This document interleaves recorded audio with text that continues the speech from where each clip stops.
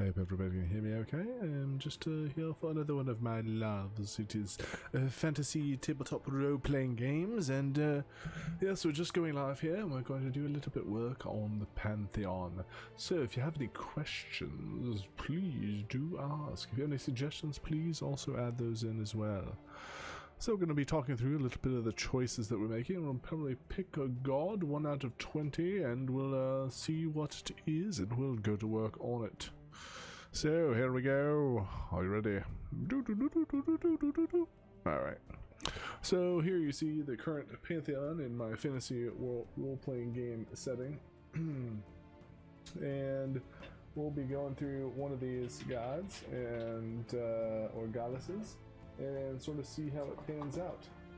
See what we can do, what kind of changes we can make, and hopefully get a little bit of fun involved as well.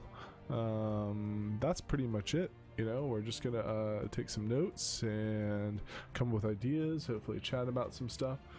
And without further ado, we're going to start it off here with a roll of the brand new dice I just got in the mail. It's a very heavy, larger D20 size. There are 20 different members of this Pantheon that I've created so far. I have more notes on them than shown here, but here's where we're going to talk about the different things that might go into making a fantasy Pantheon. So there we go, a roll of the dice.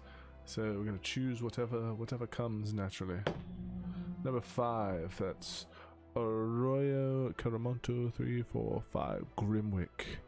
Intellect, knowledge, and learning. So we'll start out there, and GRIMWIC.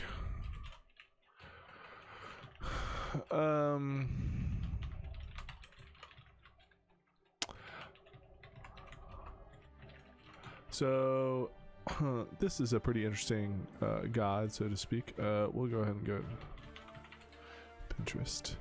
And we've got a Pinterest page here and set up for different pantheons. Let's see, where's our pantheon section. We'll grab a little image just to get, you know, an idea, maybe a little bit of inspiration. Maybe this could be a pretty good avatar. GRIMWIC, too booby. It looks like we've done it twice. So edit, delete this pin. Yeah, so let's take a look through here, and somebody that might be full of knowledge, full of information, celebrate the intellect, and might not have a good one. Oh, this one's pretty cool. But yeah, I sort of save any sort of inspiration that I have for role-playing games into this section, this Pantheon section. So somebody that's got a fair amount of knowledge. So this is not bad. We'll just go ahead and copy this image over here and toss this in here. So one of the things, we'll take a look at our master spreadsheet and copy over some of the stuff we've already done here. So GRIMWIC, intellect, knowledge, learning. There's 2 alternate names already for this god or goddess: the key and the unending scroll. So nicknames: the key, scroll, and that's what you know, followers or people they're just amongst the normal populace refer to them GRIMWIC by. Most of them just call it GRIMWIC. Think GRIMWIC for the knowledge study, you know, under their auspices. People that are taking tests, you know, pray to GRIMWIC, maybe even make some sort of sacrifices or donate to the church as well. And I would say that that worship of GRIMWIC is relatively pervasive in the fantasy world that I'm making, and so you might say that students give offerings to church. There are maintains libraries and is keeper of artifacts. So therefore has kind of a high security in terms of the gods and how it relates to the rest of the gods, I would say probably that it's it's cautiously neutral. When talking about the other gods in relation to other deities, and often records everything, has perfect knowledge, but maybe we should put some limitations on this perfect knowledge. Has perfect knowledge but guards it. It's maybe paranoid about guarding it. What other things could we talk about? Maybe what sort of realm?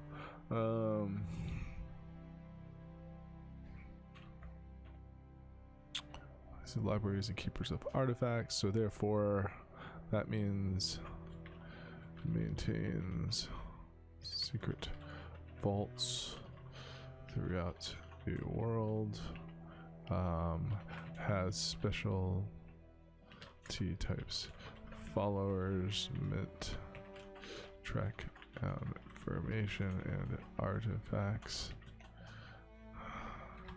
and preserve them. With the vaults, let's see, change the font to a little bit smaller here. And please let me know if you are having any sort of issues seeing this as well. So view, zoom, 200%. Zoom, view, zoom, 100%. There we go. That's a little bit better. I need speaker notes. So you would say maybe with that level of protection, and because there are vaults, that means that there are types of worship. There are maybe preservers. There may be knowledge keepers. People who faithful who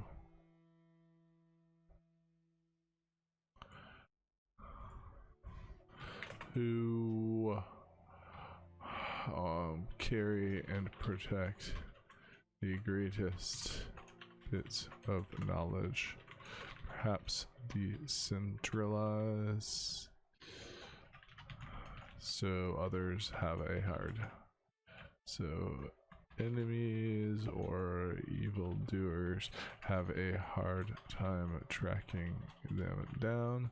So this would be the case where, there's an ancient artifact, and perhaps because it's so dangerous, they've directed these people to split it up into multiple different parts and carry them with them to other parts of the globe. They might come together for specific festivals and bring them. So maybe festivals of knowledge.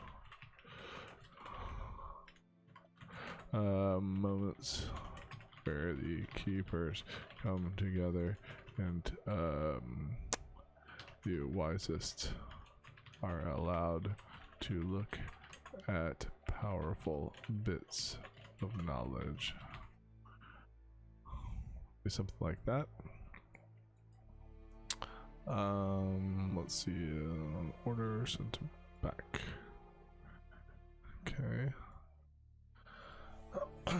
So the preservers who man the libraries are in charge of tribal knowledge.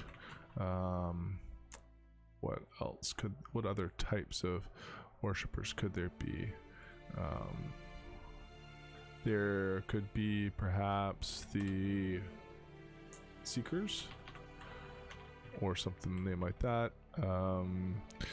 Faithful who travel world to encounter different civilizations and gain their knowledge. So sort of like missionaries. but without the evangelical part.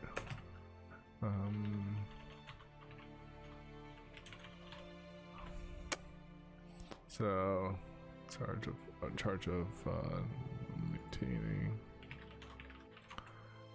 and preserving knowledge. The keepers, maybe they are also the teachers. Pro bono teachers who educate those who cannot pay for it. So that means that there's also classroom scanning.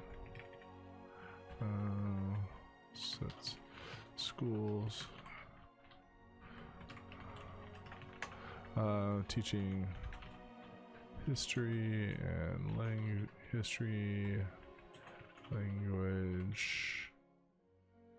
and what other sorts of stuff would the teachers do? History and language tries to be apolitical.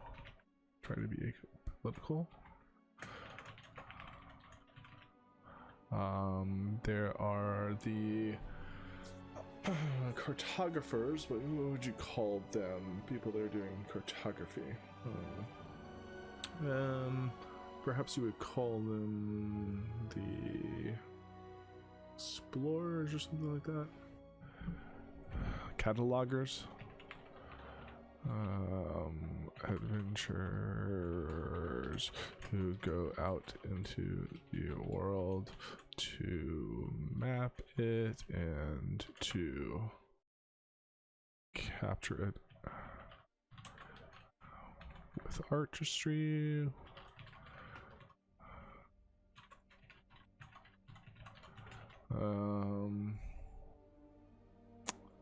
So there's a pretty good different types of groups here. Keepers, preservers,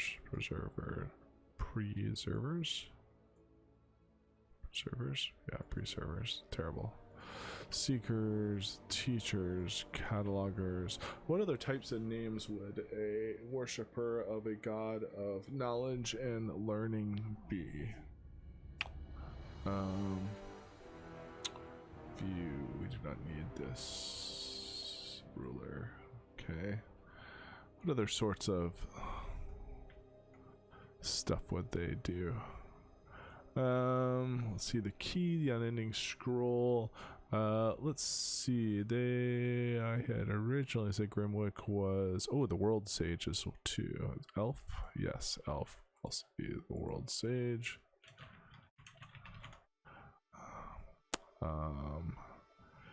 Elf being the oldest and the longest living of the civilizations. Worship is pervasive. Students give offerings to the church. Things are taught in the locale, so there's not a unified curriculum, so to speak.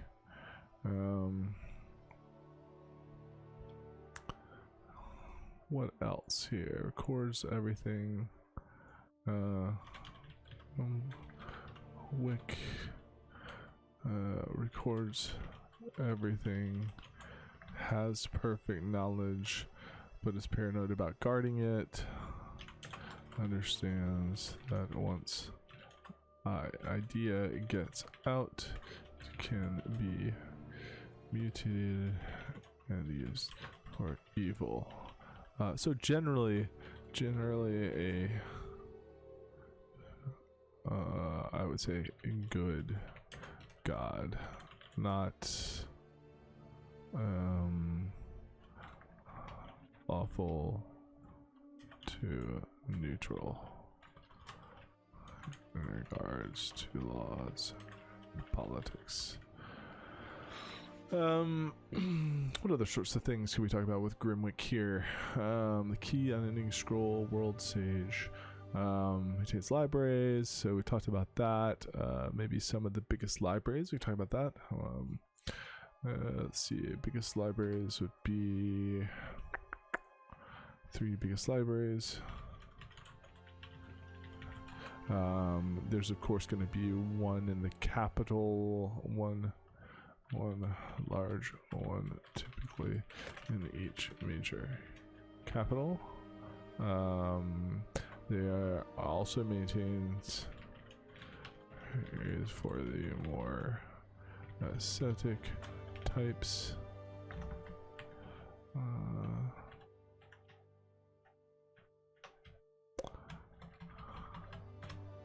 Ascetic types in monasteries. I would say, you know, maybe a cool little bent on the idea of a god of knowledge would be that, you know, most of the writing throughout history has been written on paper, vellum, or animal hide. So the biggest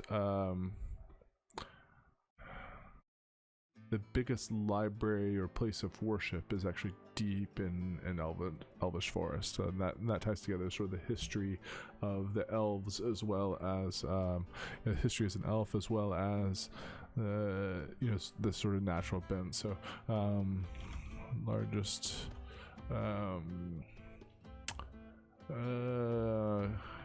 cathedral place of worship.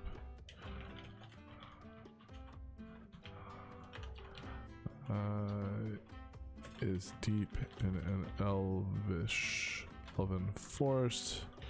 You have to show some level of intellect. Get there either through personal, either through personal knowledge, research, or something else. Have to go through the act of worshiping, through teaching. Through research. Say it mirrors the GRIMWIC's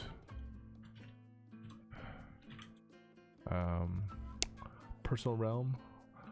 Say like his home in the outer planes. What would be a good name for this sort of library here? Since we've got, let's see, we'll duplicate the slides as we're starting to get more notes than we can keep. We'll take out these for the slide. And these for this slide as well. Okay, cool. It's cost neutral. Let's see. And we'll clean up these notes later on, of course, but what would be a good name for such a place? Let's get some inspiration here. So, worlds. Various libraries. Biblioteca, National Library, Ren Library, fictional, maybe fictional libraries.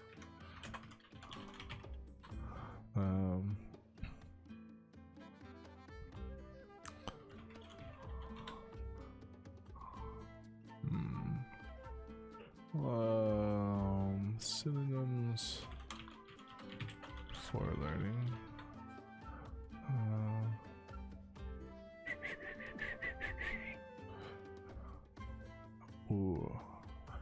The erudition. The vault of erudition sounds pretty good. All right, so we'll say the vault of erudition is home in the outer planes.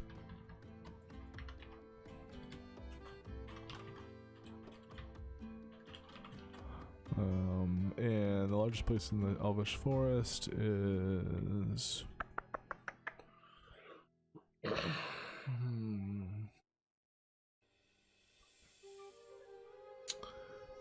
And then we'll say also, while we're thinking about this, that is surrounded by trees that can be made into the finest paper. So it's always good to have a name for something that's sort of unique to the fantasy world like that. So let's call them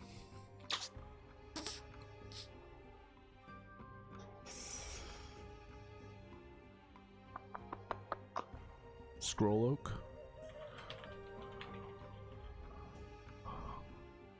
Maybe something like that. And it gathers all the parts of this for all the stuff from nearby. So you would say that there's a lumber yard attached to it, making there's a very physical nature of creating this knowledge, a physical nature of creating this knowledge. Let's see. We're gonna drop this office here. Put this note on this page, so we can get a little bit more room here since we're going down this thread.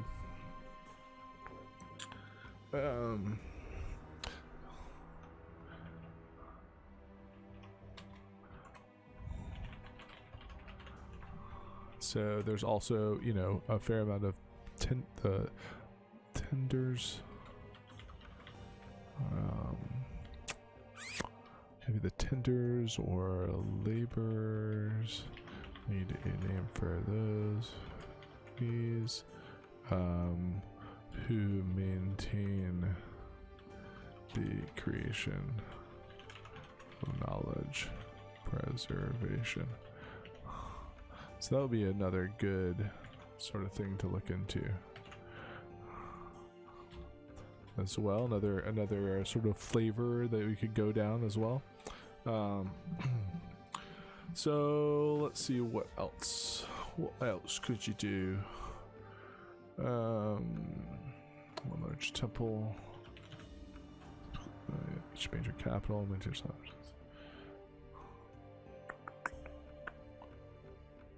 So again, we said these are matched. I'll say these are matched to the local customs and architecture, showing a mastery of that. So usually gorgeous and functional. Let's see, I'll need to drop this. Format line spacing single, format line spacing remove space. Okay. What else?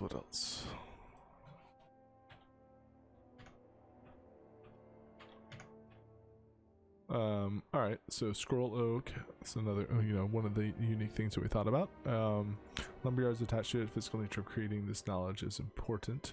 So there's this whole group of people that are tenders or laborers, and they're perhaps regarded as some of the most important. Worshippers are all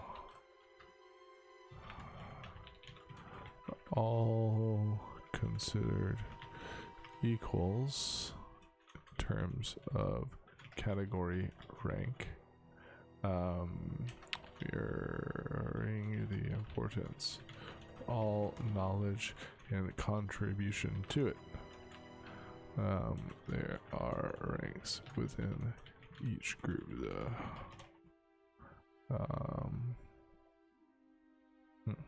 Okay. Alright, so there's trees. What else would go into, let's see, there are also, let's see, hunting of specific types of animals. Let's see what is vellum made out of?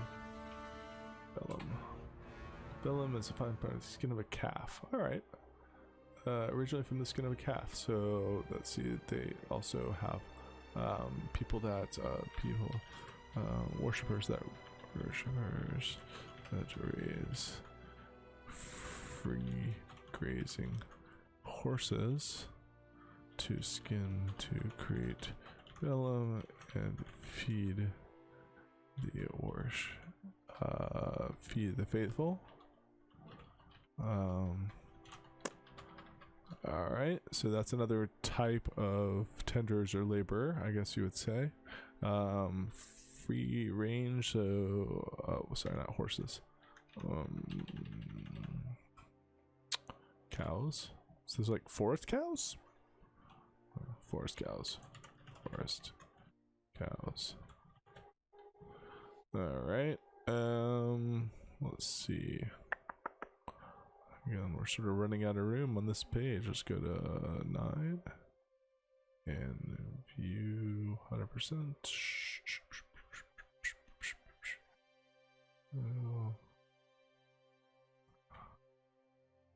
All right, let's pump it up a little bit so you can read along if you so desire. So let's see, what else could we do? So there's cows. There's also inks and illumination. Inks for illumination and artistry come from specialty farmers who raise and press different flowers to extract their pigments. Yeah, that sounds pretty good. So that's a whole nother class of tenders and laborers, and this is some of the creates the finest inks, sells to raise money. They can have magical aspects to them and are often sought. I would say most of the stuff is sought after for scrolls. All physical goods produced are suited to magical use.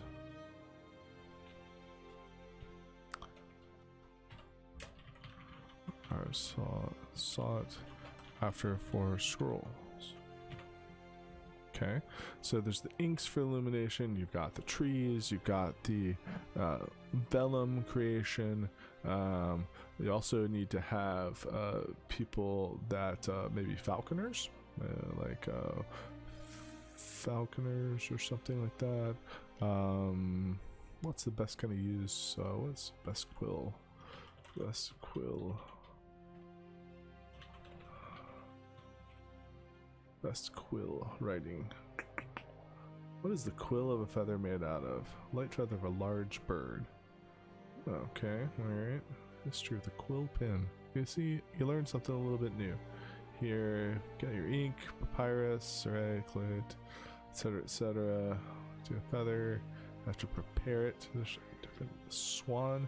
They all use large feathers, only 5 or 6 letters from goose, swan, or turkey. Okay. So this is kind of what we're looking for here, some of the larger ones. So goose one or turkey. If you're gonna pick one, perhaps they mostly use swan feathers, perhaps. That seems like the most elvish. Swans and ponds are ponds for swans. That's a hashtag if I ever heard one.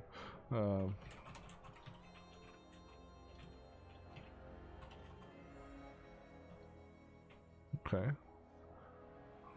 that's cool. All right, let's widen this a little bit here. This background image needs to be a little bit more opaque.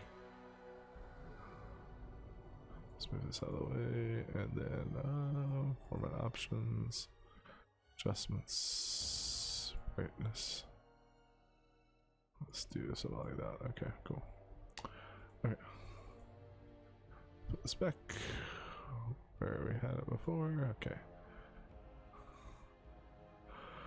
Alright, so we've learned a little bit about GRIMWICs, just going through this sort of exercise of free association here and what types of things that we can do. We've got a few interesting store hooks, different types of people that can play it. So obviously, keeper of knowledge will maintain libraries and keep artifacts. So thinking about what types of places worship, you know, you have large temples. There are also classrooms as well that they sort of put amongst the local populace. Usually one major temple in each city. What types of magic? What types of magic would they do? So, or magic use. So in order to protect these temples, they would obviously have some sort of guards or monks, typically unarmed monks. Magic without fire, obviously, or water. More druidic magic and abjuration / divination magic would be used. Try to say wards and protection against scrying are their specialties. And I would say even maybe they don't use scrying, as it is it's an imperfect way of gaining knowledge, or it's an immoral way of gaining knowledge. Perhaps it is a immoral shortcut to gaining knowledge. Perhaps that's it. So that's the type of people that are there. Generally, though, they don't do maybe a lot of healing. Don't specialize a lot of healing, but use knowledge in a more medicinal way to heal other than direct magic. Seems right. It seems like it would be against their sort of religion to create to just do knowledge. GRIMWIC seems to be about like learning and going through the motions or actions of taking that learning and putting it into practice, right? That's what it seems to me, at least. So records everything this person is paranoid about guarding it. Let's see if we want to make sure we round out this idea of what type of temples these places are, especially the big one, right? The most famous one. So it's got all this sort of land around it, protection around it. It's maybe obscured from people being able to wander to it. You have to like prove some sort of knowledge. See what types of people would be there. I would say like in this it's not the Vault of Erudition, so this place in the Elvish Forest, what would you call it? Booksholm, or something like that, I would say. Hold on one second. I'm gonna go grab something to drink while I think about it, and if you're here checking things out, I hope you think about it too. I'm gonna leave this up while I go do that. I'll be right back.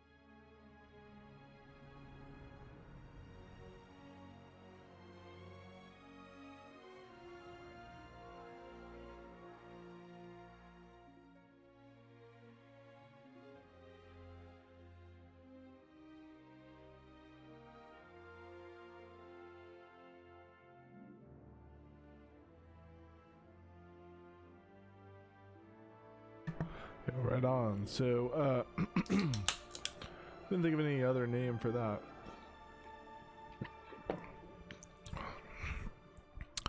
But let's see. I'm gonna go ahead and highlight this.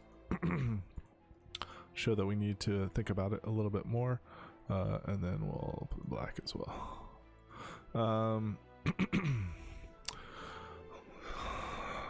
Some other things that I thought about as well. So we'll just go ahead and duplicate this page, duplicate this slide, and then kill this stuff right here. What are unique things about the worshippers?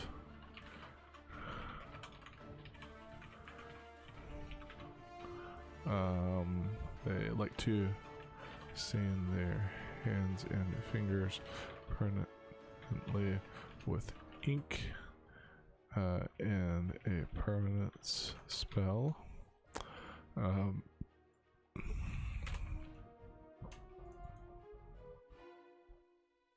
Permanency spell. Let's see. What other things might they like about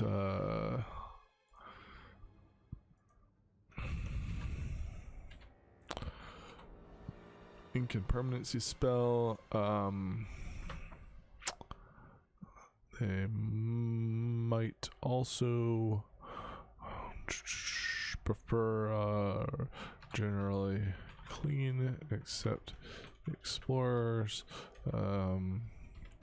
always carrying the means of recording knowledge, scroll cases, traveling ink and quills. Let's see, sending scrolls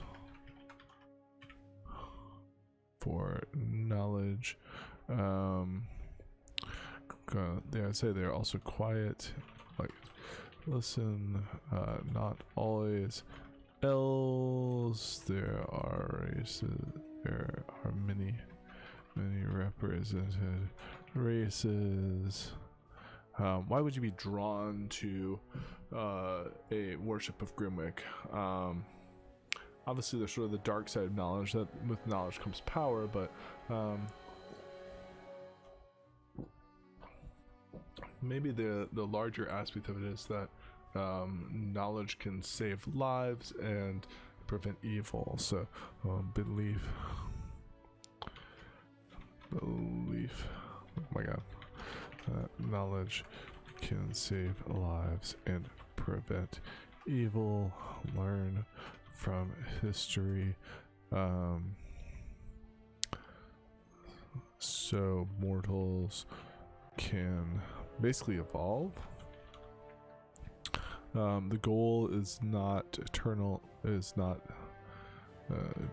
is not perfect knowledge. Only GRIMWIC has that.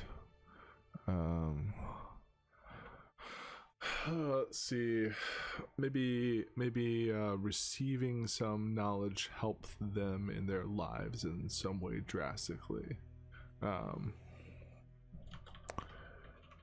Knowledge helped them in their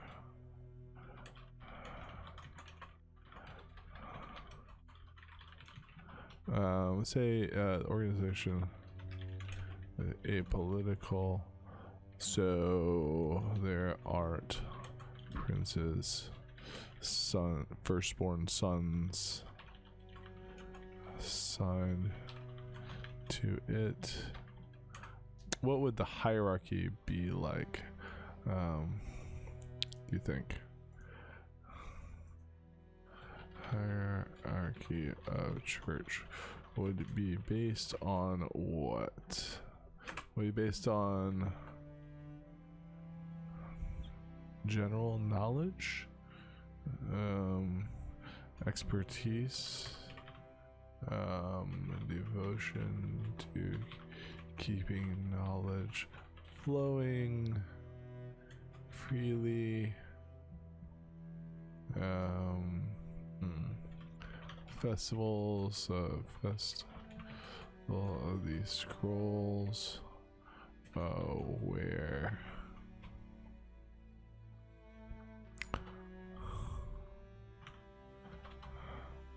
practices.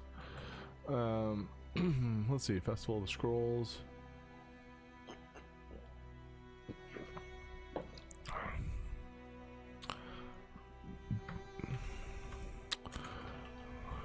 Or dangerous artifacts and bits of knowledge are brought to the most faithful to study. High security. Open up doors to anyone to come view copies of work. So in that case, maybe if you maybe say the month before is spent copying requested manuscripts for viewers to come to temple. Something like that. Makes sense. They wouldn't want to like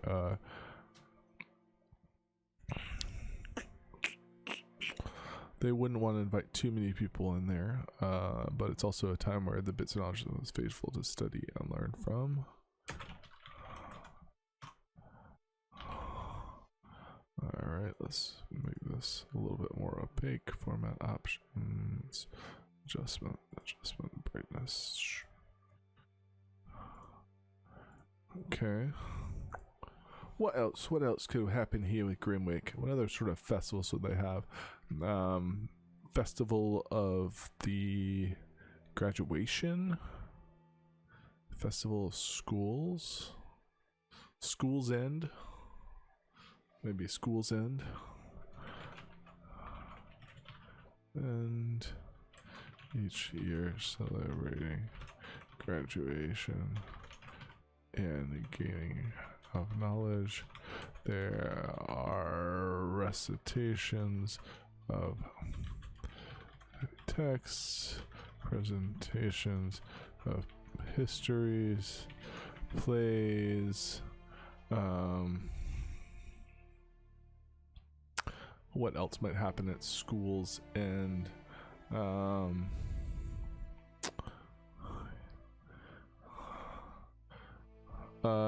Maybe that's also when other people in the hierarchy of the church faithful sort of retire, elders retire, others are promoted, mirroring evolution of knowledge. What else might happen at these festivals? Maybe we'll think of maybe one more festival type thing for them.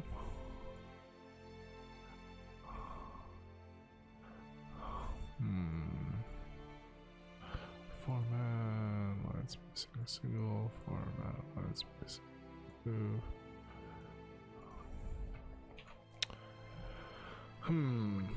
Let's see. Festival of Scrolls, School's End.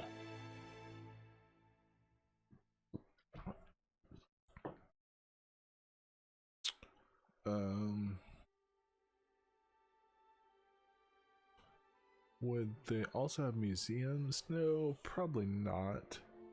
How about some sort of intellectual competition? So that, let's see, like games, debates.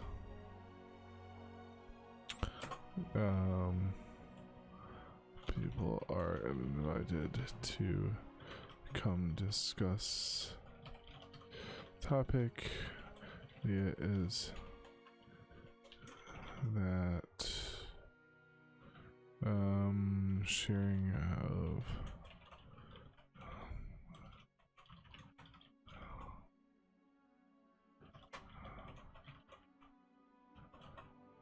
maybe that's it.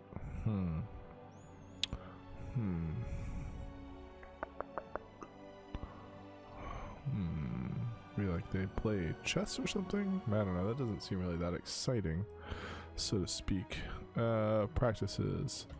How about, what sort of things would they do on a regular basis? They would texts, copy manuscripts, teach children, so maybe they always have several pen pals.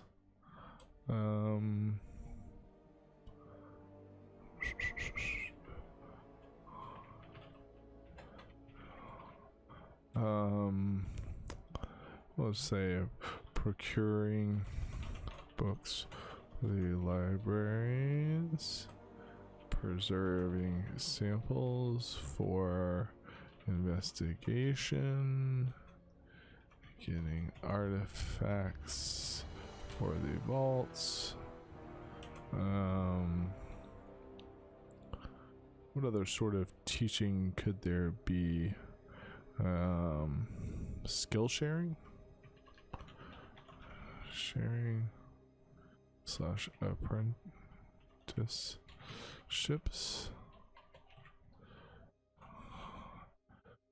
So maybe the deal is that they are often apprentices too. Maybe that's the idea. So that'd be pretty cool. Okay, alright. Political. Let's see what else here. Oh, let's get back to this. Largest place of worship and deep in an elven forest.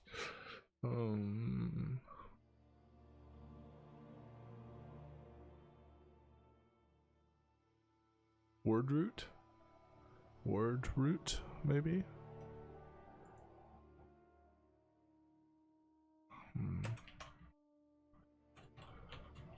Words root. No, that's too many plays on words. The library of. Maybe we just come up with a name. GRIMWIC's.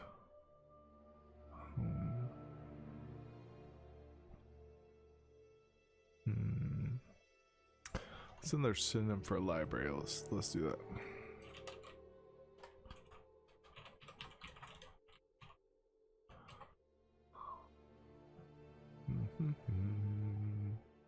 Athenaeum Arcanum. Athenaeum, what does this mean? These name libraries of scientific study. Ooh, Athenaeum. Yep, I'll just do that. Athenaeum Arcanum. Ooh, that's too big. Athenaeum.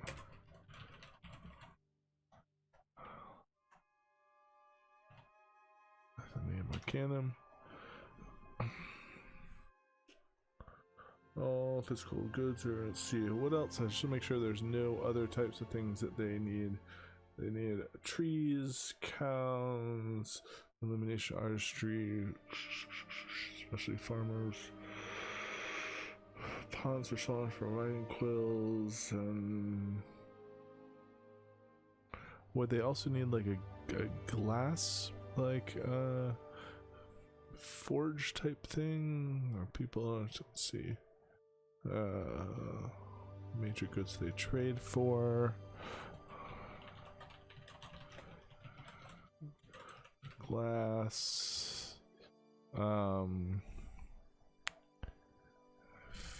Let's see. Maybe the meat is sold. Other sorts of things that they need. Tools. Find tools.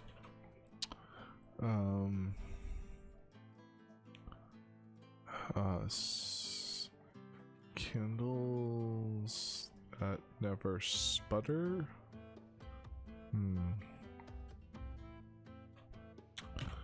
Okay, well, maybe we'll just stick it at that. All right, we've solved this, so we can go ahead and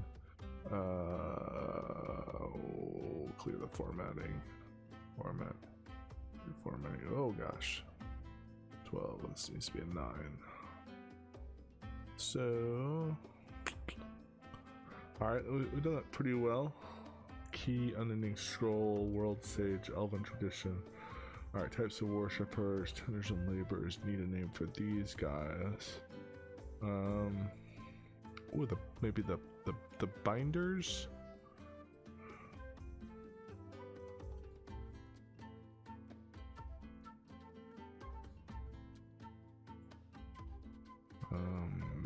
Maybe the binders is what we'll end up using. Oh. Let's do dark red. Name for these binders. Okay, preservers, keepers, seekers, teachers. Yeah, we'll come up with another name for this. Could use another name right here as well. Let's see. GRIMWIC records everything. It's apparently about guarding it. Understands that once an idea gets out, it can be mutated and used for evil.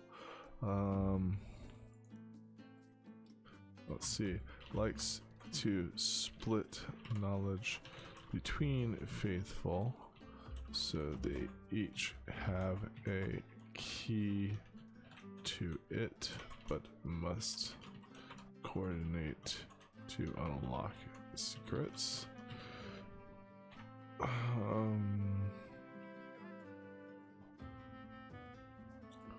We've already changed this vessel over there and this other page, so we'll skip to that.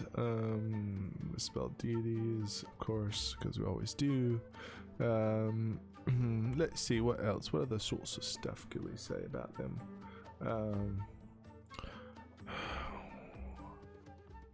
Seekers are a good adventuring class.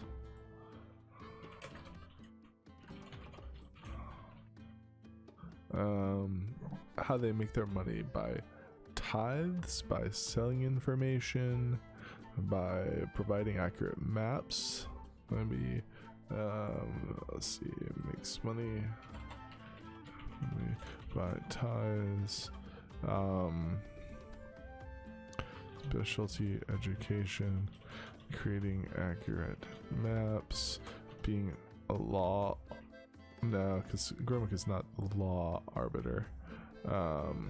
Maybe being what are those things called when you need to go to get a notary? Being notaries. Tie, specialty education, creating accurate maps, being notaries. So maybe it's not about using the information specifically to gain knowledge.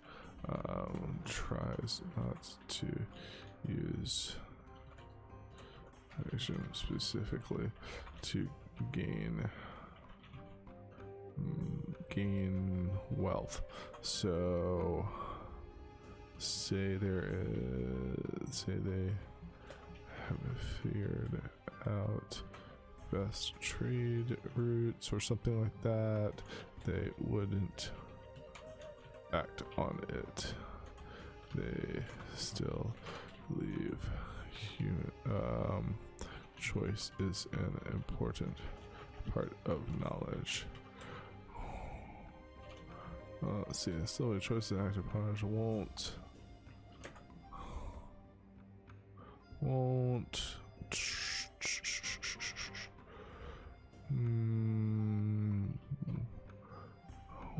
give in to evil, but if there is a specific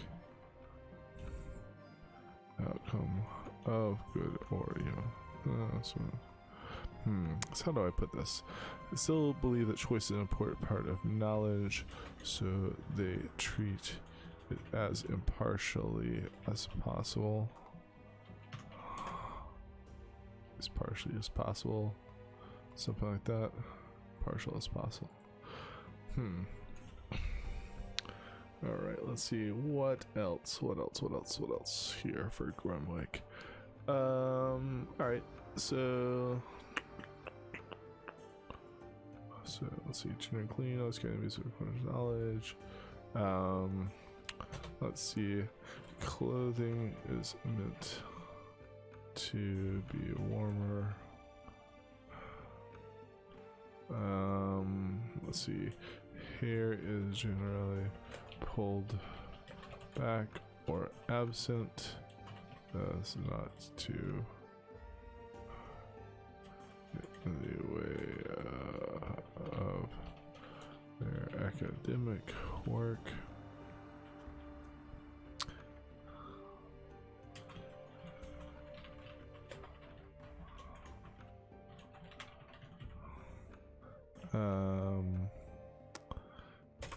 Use tones. I would say they use natural tones for most of clothing, but deep purple. That's the color of deep white. Purple robes for official duties. So what kind of symbol would GRIMWIC symbols? GRIMWIC USA key, reading candle, swan's feather, slash quill, swan itself.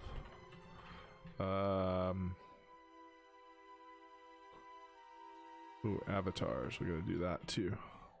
Avatars. Good idea of that. Obviously, swans is sort of the animal version of it.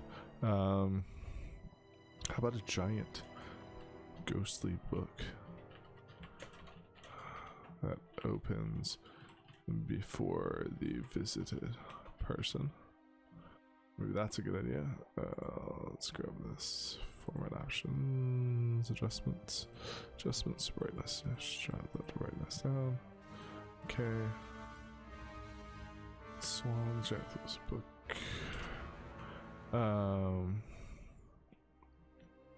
And this picture can give us some good inspiration as well. So, live elven woman who slowly floats with the sound of papers of the wind accenting her moves. Wise eyes.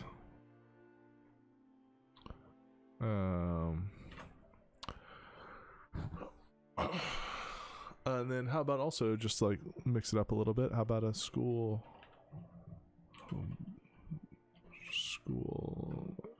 age child who interacts with simple but wise questions? That's pretty good.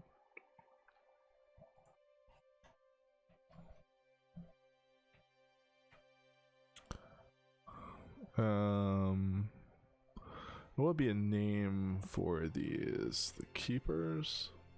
Keepers, probably. Overall, faithful. Types of worshippers.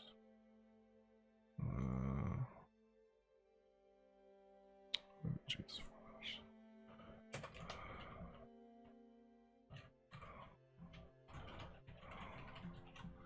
Keepers is a general name, but there are actually sort of several different types in there. Keepers.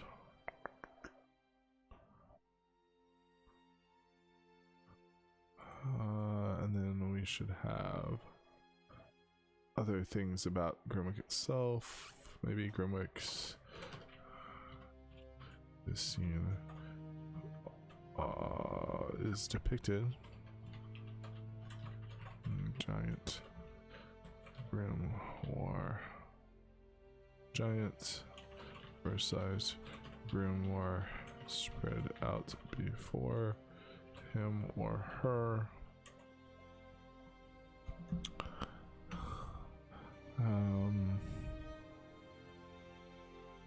Ooh, how about this is another thing for the faithful here. Spent knowledge. Yes, clothing is spent. They'd each have one word written on them in magical ink from their native tongue. That only other worshippers can see. Alright, I like that idea. Format, line spacing, single, format, line spacing, remove. Okay. Like a native American name, it has some significance. That seems pretty good.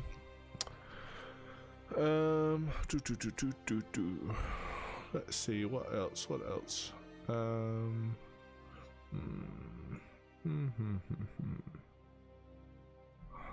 Give me just a second here. I'll look up something super quick.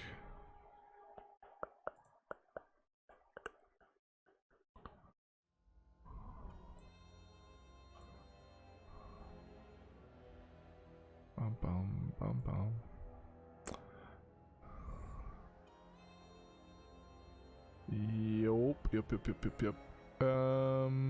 So we covered generally who they are, what they do, how they view knowledge. Let's say maybe how they cast magic would be interesting. So maybe most of the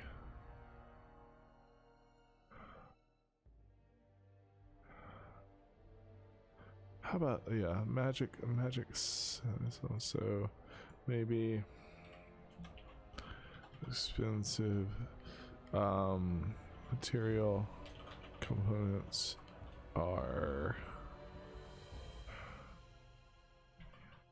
can be replaced with scrolls that appear after use that have an equivalent monetary value in their creation.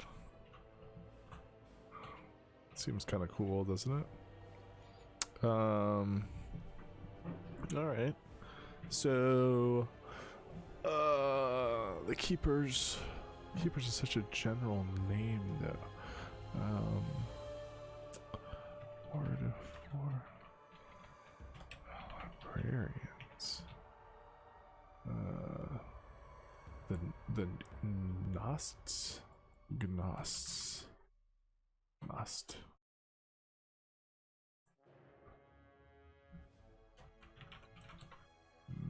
meaning. Oh. Maybe their sort of title is Gnost. Gnost something. That's a pretty cool idea. Okay. And they're the Gnostians. Gnostian. Keepers or Gnostians as a general name. Clergy are called Gnost something. Last name. Last name, first name.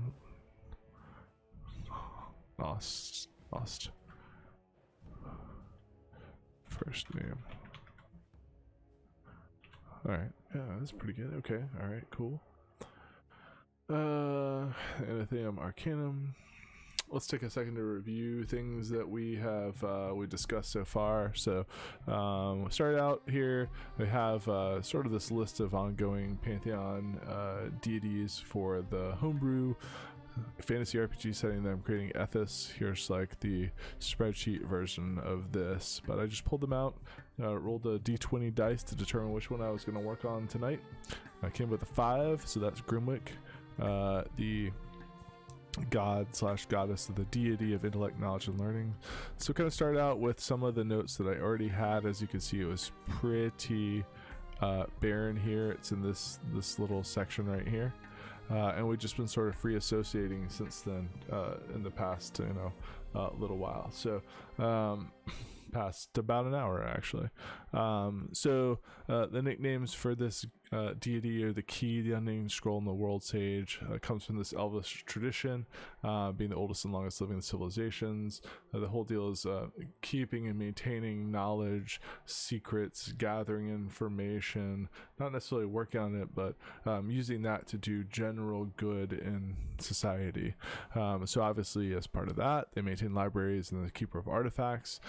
So there's secret vaults throughout the world for the more powerful ones, especially types of followers meant to track down information, artifacts, and preserve them. We started to talk a little bit about, started to sort of work through about what that might mean, what types of worshipers they may be, what they'd be called. So keepers is sort of the general colloquial term for them as keepers of knowledge, but Gnostians is the more specific term for them as well. Dedicated clergy are called Gnost something, like Sir for knights, basically.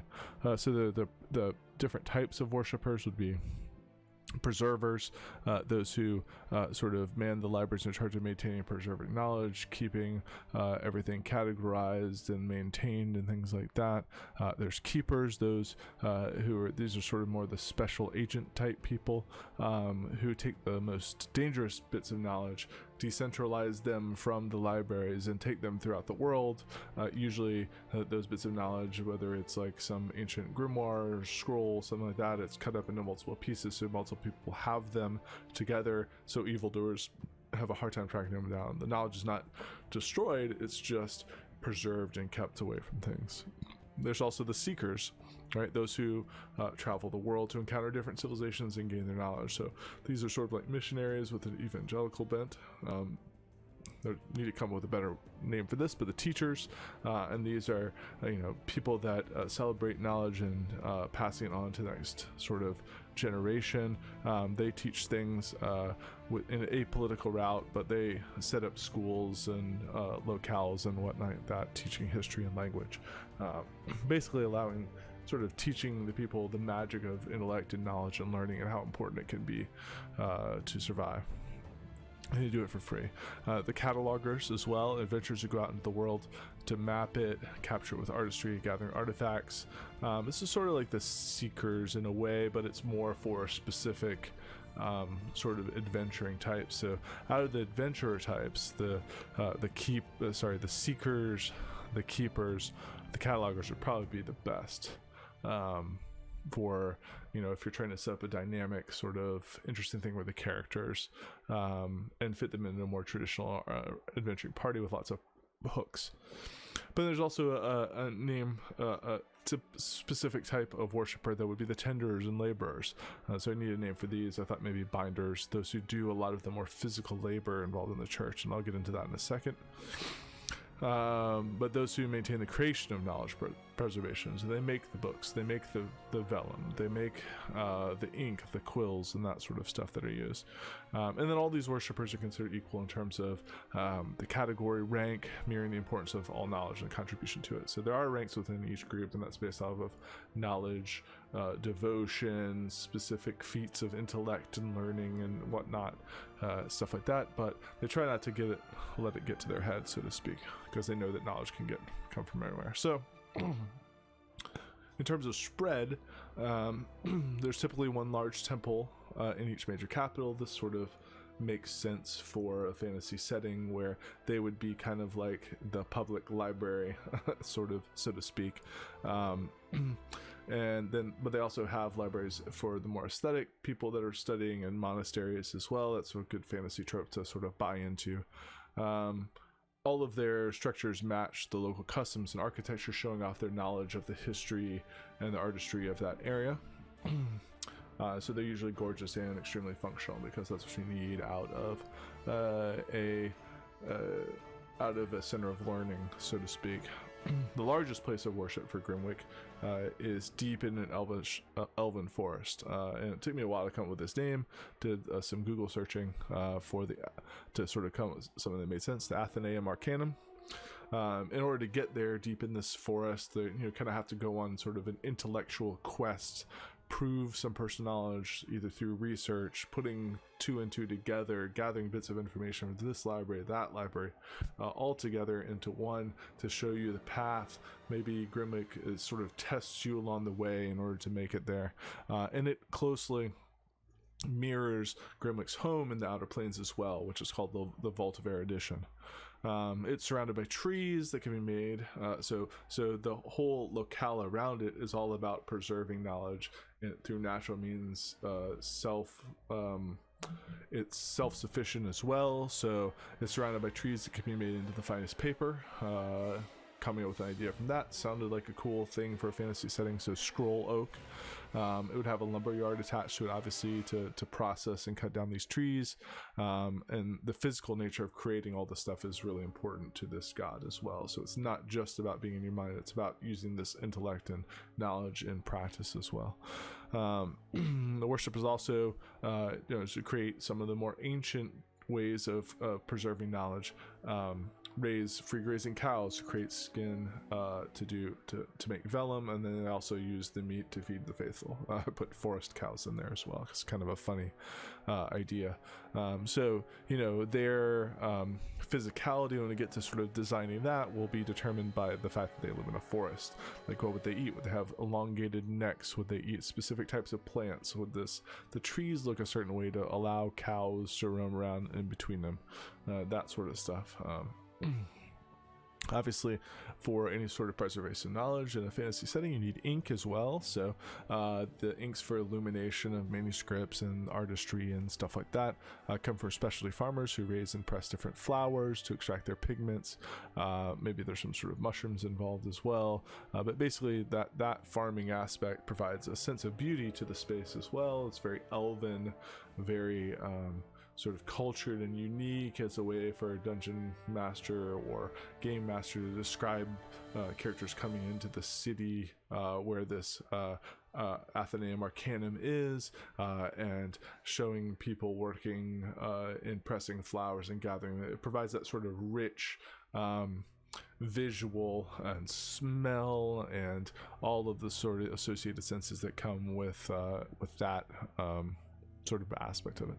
And then thinking about what else they would need for creating and preserving this knowledge. Obviously you need ink, but you also need quills, right? And so I didn't know that much about quills, looked up, and it usually comes from a large bird, a goose, eagle, hawk, owl, stuff like that. A lot of those seemed kind of like too fantasy tropey. So the sort of most interesting that I thought of, at least, would be a swan, and that would then mean that there would also need to be these ponds that are preserved for swans deep in this forest or at the edges of the forest or whatnot, and people that tend to these swans take care of them. It becomes a beautiful another avatar and symbol of GRIMWIC. So then all physical goods produced are suited for magical use and are sought for for making scrolls. Obviously their main thing is preserving knowledge, so any sort of magical scroll or any writing and things like that, these are of the highest quality because that is doing the most justice and it's paying the most homage to the act of preserving knowledge, basically.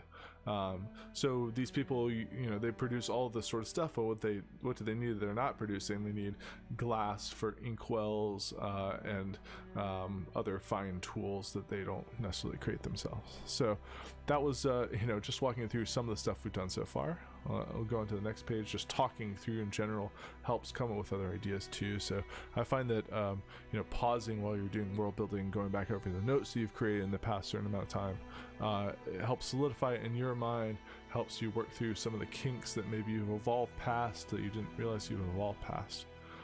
So in general, GRIMWIC is cautiously neutral in relations to other deities. Again, it's all about creating, preserving knowledge, records everything, and has a perfect knowledge, the ability to see backwards into time. So maybe that's an important thing. It does not have the ability to see forwards into time, but does have the ability to see backwards. So let's just go backwards in time. But it's paranoid about guarding this guarding info. GRIMWIC understands that once an idea gets out, it can be mutated and used for evil as well. So not necessarily a like super good god, so to speak, but definitely against evil, because evil means the destruction of knowledge and suppression of knowledge. And maybe that's an important thing to put in the notes as well.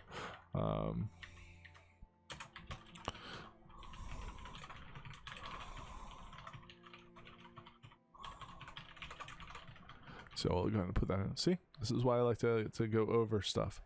So generally good god, lawful, neutral in regards to the laws and politics. There's another god sort of set in the pantheon that has to do with civilization, trade, laws, and stuff between different humanoids. So again, GRIMWIC in sort of the idea of keeping this knowledge safe as well as preserved, likes to split knowledge between the faithful. That encourages them to come together and share knowledge, of course, and sort of work off each other and play off each other, but also protects it as well. So they each kind of have a key to knowledge, and it has to coordinate to unlock the secrets. So that should provide a lot of plot points for characters to maybe either track down multiple different agents of GRIMWIC, or come together with another agent of GRIMWIC that they may have, or seek out multiple people. So worship of GRIMWIC is pervasive, obviously, as worship of any knowledge and intellect and learning would be any sort of fantasy setting. Students give offerings to the church. Things are taught in the local sort of in the locale, and so it's not a unified sort of curriculum, so to speak, in these schools. Just some other quick notes as well. Symbols of GRIMWIC would be a key, reading candle, swans, feathers, quill, and swan itself. And you start thinking about like how would GRIMWIC appear as an avatar form to the specific people. So obviously it's a swan. It's a good sort of deity symbol that is beautiful, elegant, as well. It has a lot of history in mythology, of course, back to the Greek times, but all across the world, really. And then what other sort of unique forms would maybe come up? Maybe a giant ghostly book that opens mysteriously before the visited person, and writing in either some ancient tongue or something they understand that's sort of cryptic or beautiful or elegant, or very specific comes to light. A drawing gets etched in the book to answer a question that they're looking for. So maybe that's how GRIMWIC answers prayers of communion or questions from some of the most faithful. I sort of did the first part of this, pulling up an image from Pinterest to try and just sort of get a very basic a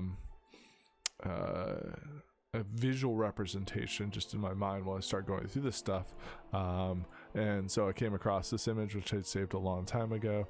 On Pinterest, I keep a whole album full of possible fantasy pantheon deities, and then a whole bunch of other role-playing game visual inspirations, of course, as well. So that idea quickly turned into an obviously sort of maybe the more classical form of GRIMWIC, would be a lithe elven woman, slowly floats with the sound of papers in the wind, accenting her moves, and that's directly lifted just from the inspiration of this image. But then, what other sort of unique ways could a visitation happen? Maybe it's a school-aged child who interacts with simple but very wise questions, seeking to be taught but also teaching at the same time, and something that I, as a father, obviously encounter on a regular basis. So what kind of magic use would GRIMWIC have? Typically, unarmed monks are the people that that sort of worship GRIMWIC, people in those monasteries, like I said, people that are active in the world and not super passive. This is not a religion that's full of people sitting in cloistered libraries by themselves, poring over manuscripts. It's a very active religion, seeking knowledge, protecting knowledge, sharing knowledge. There's only a subset of the people that are meant to just preserve it. And so maybe that's actually another aspect you add to the characters, where they're encouraged to try out all these different types of stuff. So maybe this is another thing to add. They often move between jobs, so that kind of makes sense. Oh man, messed up our formatting here, so let's quick this really quick here. Format, line spacing, single, format, line spacing, remove. Okay. Jobs and are never doing just one for their career. So this sort of mimics like apprenticeship and them doing stuff in multiple different areas. Encouraged not, again, just to be scholars, just to be sages, scholars, but to be more active. And this will be a good way for characters to retire. Maybe they've had an adventuring life, now you encounter them in a monastery somewhere, the library, and they have a rich backstory which you can sort of sink into, right? Whereas otherwise it might just be like, oh, okay, this is just your average sage who's been here for 100 years or 1,000 years in the case of the elf, right? It doesn't have as rich a thing as like, oh, they started out their career as a teacher and then they spent some time chopping down these trees so they have some strength and they know what it takes and they can relate to the sort of a common laborer. They were part of getting back this artifact to bring back to the vaults, and so much more of an interesting character base can be made out of just simply saying that these Gnostians are required to sort of go through different parts of their worship, and that all these parts of the worship are equally important. That's sort of right here, like what I put at the bottom, right? So I kind of like that egalitarian idea, right? So that let's see, so back to magic use, right?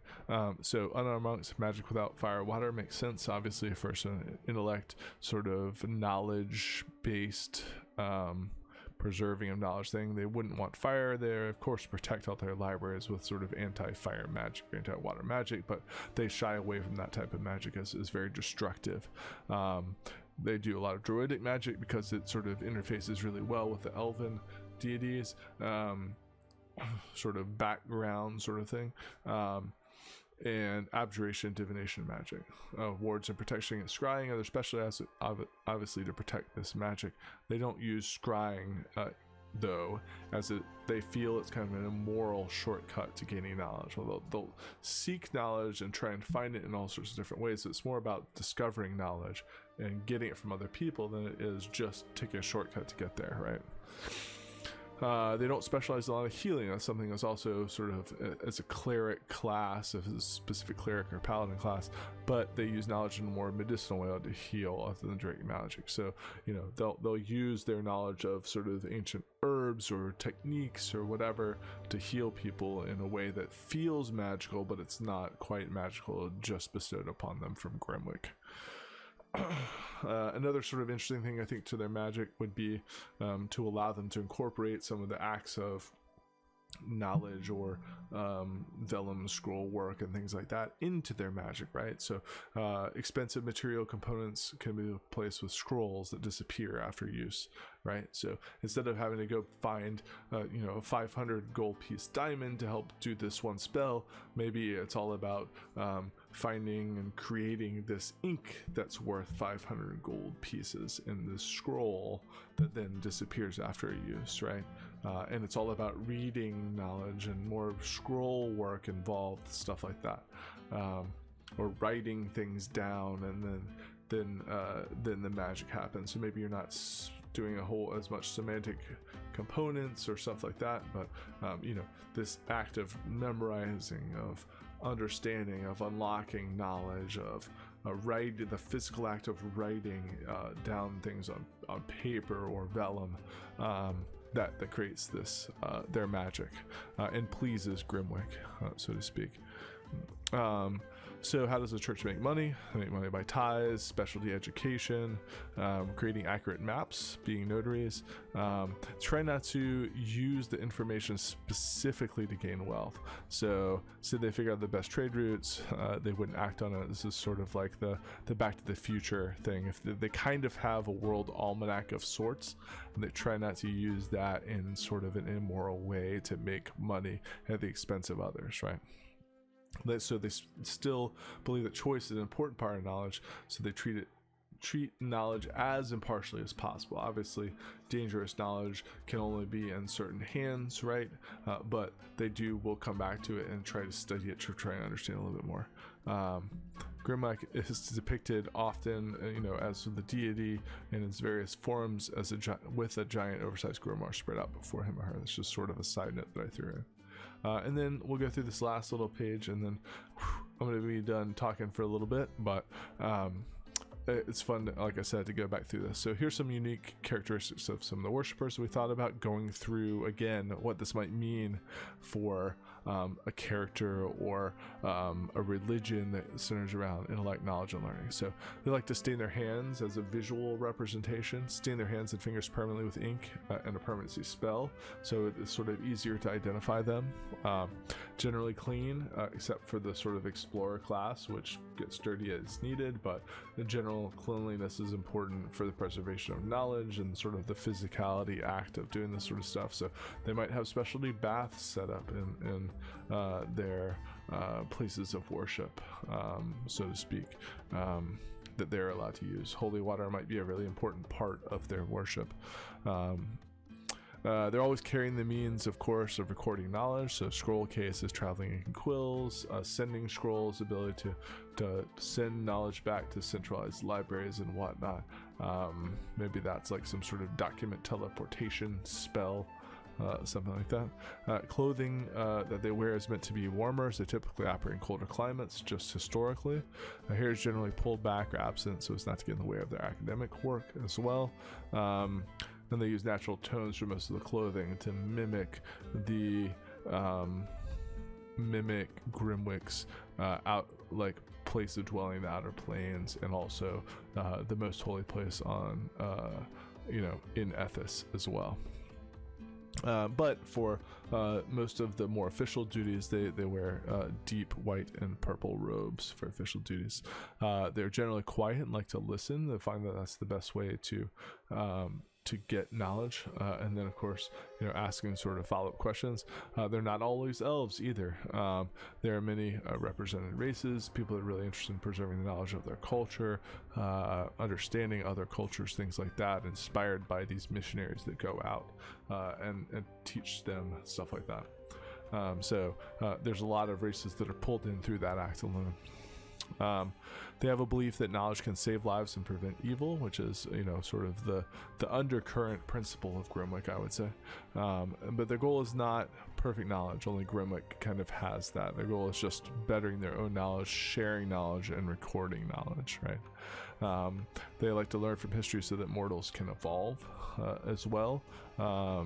And sort of, I guess that's sort of a meta understanding, so to speak. Maybe one of the main concurrencies of people that decide to go worship GRIMWIC is that they have received some knowledge from somebody, with their teacher, another worshiper of GRIMWIC or something like that, who has helped them in some drastic way in their life, right? Maybe they were taught how to read, and that has pulled them out of poverty. Maybe they were about to do something extremely foolish, but somebody showed them the way. Maybe they took an apprenticeship, and that was like super important. Maybe they read a book that inspired them to change their thieving ways. Who knows? But that, I think, is an important aspect of accepting a life devoted to intellect, knowledge, and learning. Like I said, the organization is apolitical. Throughout the organization, there's no one specific type of worshiper that's considered better or more important than others. So there's not like a whole bunch of Prince's firstborn sons who are automatically put into the worship here or expected to be it. There's nobody there that's there involuntarily or has a chip on their shoulder or seeking political fame or whatever through worship. The types of things that they know are not really secrets in the secret sense of information trading. It's all more about understanding the true knowledge of things, right? And I thought, what other way could they sort of physically identify with each other besides the stained hand thing or the purple robes or tones or whatever like that. I didn't really want to do like jewelry or like a weird hat or whatever, but something that's like a little bit more secret under the surface, right? So that maybe ties in with them becoming priests or priestesses or worshippers of GRIMWIC or declaring their allegiance to GRIMWIC. And so I thought like, well, a tattoo in addition to the hands might be kind of cool, but maybe one that only they can see. So they have one word, a simple word written on them in a magical ink from their native tongue that only other worshippers can see. So it's sort of like their Native American name or their Viking name. It has some significance to them, but regardless, it is a sign, a symbol of GRIMWIC that they're legitimate operatives. So the hierarchy of the church will be based on expertise, devotion, to keeping knowledge flowing freely. Obviously, I thought about what kind of festivals would they have, what kind of important holidays would they have. So the one obviously coming from those keepers of knowledge would be the Festival of the Scrolls, where those dangerous artifacts or bits of knowledge are actually brought to one location to be studied specifically in sort of a group setting. So there's high security during that, but at the same time, as this is going on as a dramatic option for the rest of people, or to bring in possible spies or bad actors and stuff like that to the situation or nearby, they would open up the doors of their libraries, right, to anyone to come and view copies of the work. People could submit requests for specific information, and as long as that's kind of vetted as okay to give out, they would spend up to a month before this festival copying any requests for manuscripts for people to be viewed coming to the temple. Then obviously for knowledge, intellect, and learning, another important general holiday or moment would be graduation. So school's end seemed like a natural holiday or thing to celebrate, right? So celebrating graduation, gaining of knowledge. There they have recitations of specific texts, presentations of histories, plays, elders retiring, others being promoted. Maybe it's mirroring the evolution of knowledge, right? Of it passing from generation to generation as well. And then they would also have, right, like festivals of games, kind of, so to speak. So either debates or intellectual games, or people invited to come discuss a specific topic in a public setting, promoting the sharing of knowledge, obviously promoting learning of all, or just kind of doing some fun showing off of like how cool it is to be smart. That makes sense. So just general practices of devoted people of GRIMWIC would be memorizing text, copying manuscripts, teaching children. They maybe always have like several pen pals, so to speak, so they're constantly communicating back and forth with people, learning from them. They may be procuring books from libraries, preserving samples for investigation, physical samples or tidbits of knowledge, gaining artifacts for the vault. And one thing I thought would be particularly cool for people that are really interested in intellect, learning, and knowledge would be that they both give apprenticeships but also take apprenticeships. So they're often apprentices and learning new trades or learning new languages and things like that. So that's it. I just wanted to try out a stream of doing some world building. Hopefully this was like kind of cool. If anybody ever watches this on VOD, if not, I've got it for future world building use. I love world building in RPGs, creating worlds, thinking about dramatic situations that put people through, characters, what types of things would make sense, in a social, political, religious, dramatic way. And so I hope it was kind of fun. It was fun for me. I'll probably end up doing this again. Maybe we'll go through some more Pantheons. Maybe we'll switch it up. If anybody watches this, I'd love for you guys to drop by, follow me on Twitter to see when I'm gonna go live. I might try and make this specific thing a more regular stream, just because I like world building and knowledge. It's been my hobby, obviously, for many years. As you can see, I've got spreadsheets and documents aplenty, but I just started this one for the stream, see how it would set up, and seemed to go okay. So anyway, thanks for tuning in. If you did, if you didn't, maybe next time. And never not create. There's no reason to waste your life not doing something fun or interesting when you got the brain up here to do it. Use it while you can. So that's it. Hope y'all have a good night and sleep well.